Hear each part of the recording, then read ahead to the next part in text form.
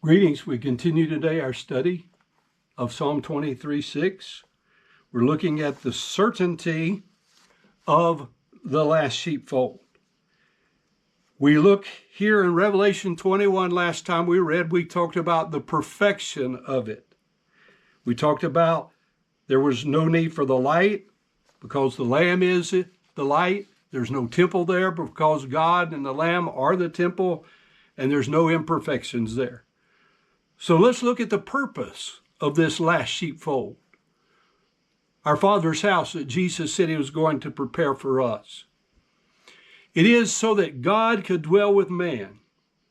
He is their God. They is his people. Bond slaves, voluntary servants, those who have chosen him to be their God and for them to be his people.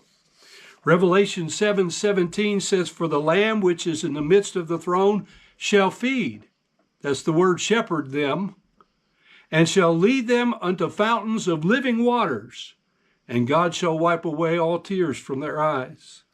Again in Revelation 21:3 that we read, "Behold, the tabernacle of God is with men, and he will dwell with them, and they shall be his people, and God himself shall be with them and be their God."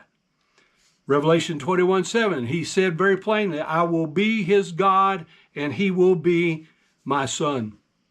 Now we go to Hebrews chapter 1 and look at verses 1 through 5, where it brings into perspective. It says, "Now of the things which we have spoken of, this is the sum," or we might say today the summary.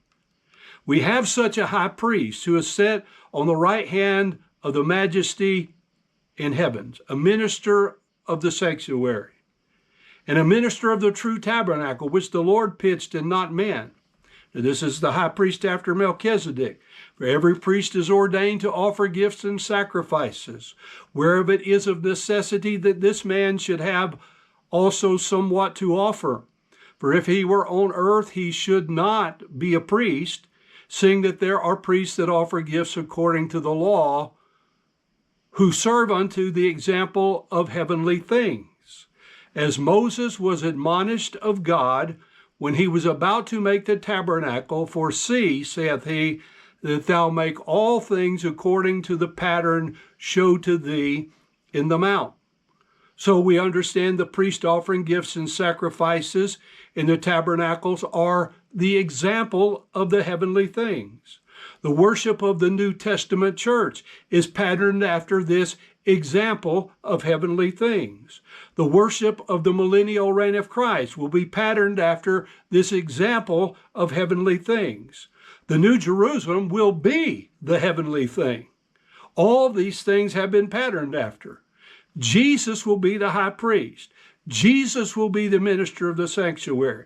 Jesus will be the minister of the tabernacle. In his day, the tabernacle, the dwelling place, the holy place, and the sanctuary, the worship place, the holy place, will be one and the same place.